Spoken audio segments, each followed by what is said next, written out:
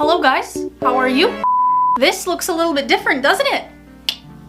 I can't tell you guys enough how excited I am for this video, or should I say series.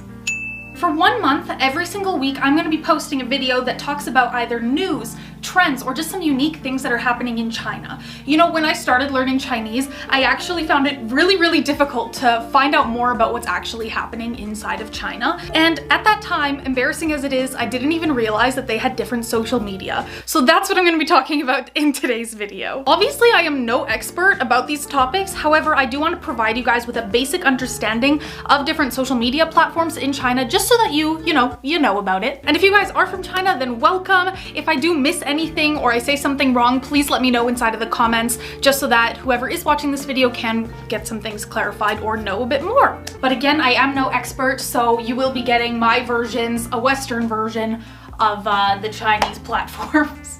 Okay, good.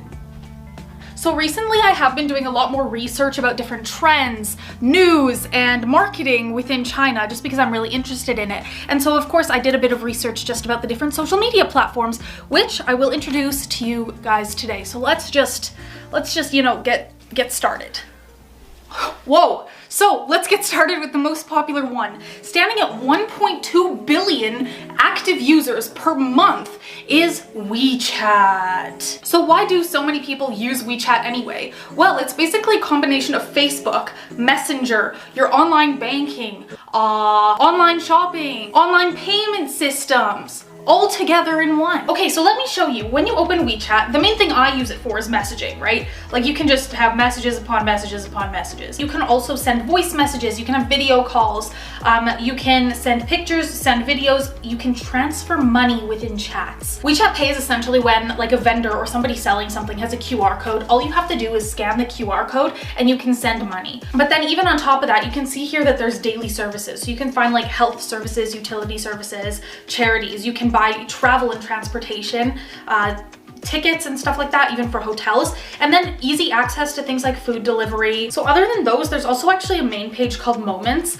These are just mine. I don't want to show you everybody else's, but it does kind of look like this, where you can see other people's pictures, other people's moments that they just want to post. And that's kind of similar to like your Facebook status, but yeah, so that's basically that. Overall, I'd say the best thing about WeChat is that it's kind of a more closed app, meaning that like you can have deeper connections with like your friends and your family and brands. It's not something that like anybody can find your profile. No, you have to give them your contact and then they can see all this information and then you can use it easily. If you guys want a video where I just talk more about WeChat, then just let me know, because there's so much to it and I barely scratched the surface, so just let me know, okay? Moving on to the next one.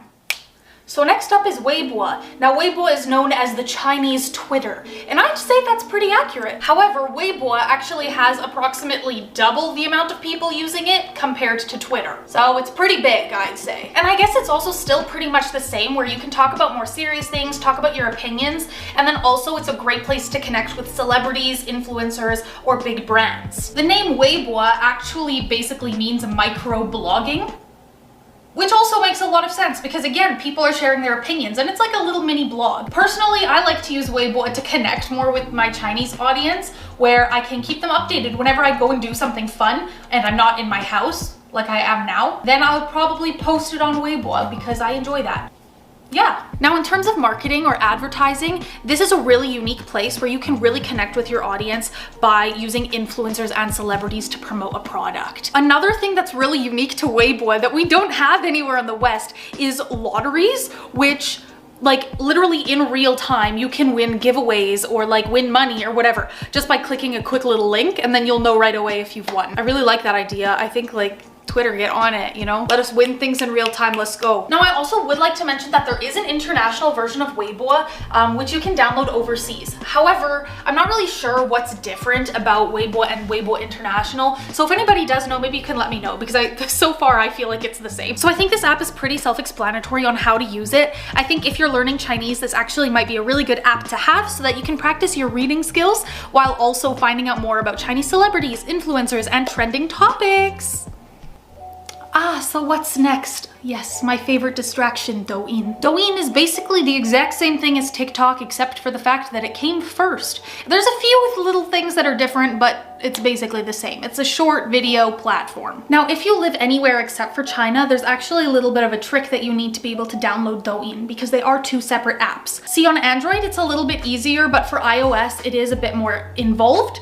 So if you want a video tutorial or something where I can show you how to download not only Douyin, but other Chinese apps as well, then just let me know and I can probably do that for you. So people in the West do talk about Douyin, but what do they talk about? I'll tell you.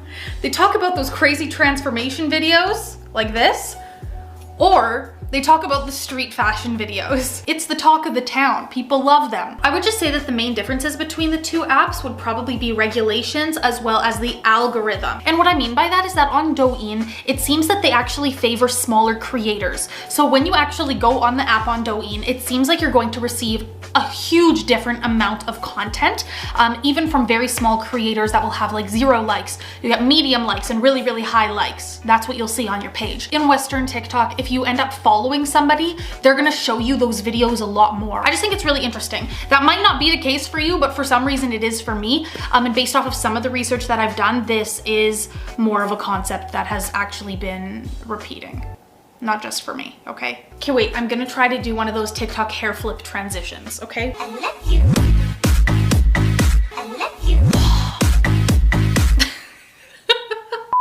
Ah yes, the YouTube of China, BillyBilly. On this app, just like YouTube, you will find content galore. Tons of videos, anything that you like. So most of the people that use BillyBilly are actually of a little bit of a younger age just because it's a bit of a newer app. So basically on here, people can do basically what they can on YouTube, okay? So you can post videos, you can interact with fans, you can live stream, and you can make money. But what I do find really interesting about BillyBilly, and actually more than just BillyBilly, other Chinese social media platforms that we don't have in the West, is something called Danmu. Now let me show you what Danmu is. It's basically when comments can pop up on the screen and people can interact with you at a certain time in the video. So people can respond kind of in real time and react to things that you're doing in the video. Whereas on YouTube, I see a comment and it's kind of a general comment about the whole video, and that's basically it, yeah. So I just thought that was kind of interesting. And you know, I never really thought that I needed something like this until I started using BillyBilly and I realized, wow, this is actually a really cool concept. So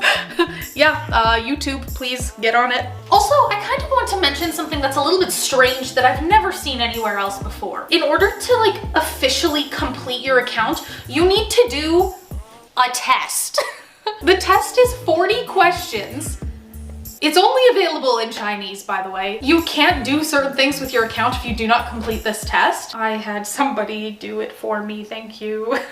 But yeah, if anybody knows why they have a test, can you please let me know, because I don't know. Very interesting. I actually really like BillyBilly. I get to kind of see more about what Chinese people like to see by using that app, so I think it's really cool. Okay, so the next app is called Xiaohongshu, or in English, it's just called Red. This is an app that is extremely on the rise right now. From what I know of it, it's mainly women that use this app because it's a great place to share tips about makeup, skincare, travel, food, like all these fun stuff. So I kind of look at it like Pinterest, except with extra benefits. So let's open it up and kind of see. I don't really use it too often, so I'm not really like a good person to show you my feed. But yeah, as you can see, it's very like Pinterest-esque. Oh, I love Esther. Let's go look at her page. Okay, see, look at her. She's so cute. Look at her little fashion photos, whatever. Anyway, so it's youthful, it's inspiring, and it's a great place to find out about trends in China. Especially because I don't know why, but I'm trying to up my fashion game a little bit. So I'm gonna have to use this app a little bit more so I can really get on that fashion level, you know? So Red is actually a lot cooler than I'm making it sound. Basically, it is known as a social shopping app, which means that if somebody posts about a product, you can buy the product right then and there within the app. See, the Chinese consumer is all about having trust with a brand or a product, and they do tons of research before they buy something. So when they actually see a real person using a product or going somewhere, they're more likely to also buy this thing. You can really understand and see a product and how it's used as well. So it also encourages a buying attitude. What I really like about the app is that it's very authentic. It's kind of, you know, girly. Like, I feel like it's just a fun place to go to. I would recommend getting this and just kind of exploring it. I think that it's a fun app. It's really, really becoming more and more popular as well. So yeah. So there are actually so many more social media platforms that China has, but I hope that I kind of gave you a good introduction to some of them, or like the most commonly used ones. Hopefully you learned something new. If you didn't, then sorry. If you do know more about this topic, or there's something that I missed or something that I just should have included, then make sure to leave it in the comments, because again, I'm no expert and I would really love your guys' input on this as well. Basically, my goal was just to share some of the social media that China has that we don't here, just so that the people can have a basic understanding of it. Especially because before I went to China, I literally didn't even know that there was different social media, so it's a little bit concerning. I thought I could maybe help somebody out here.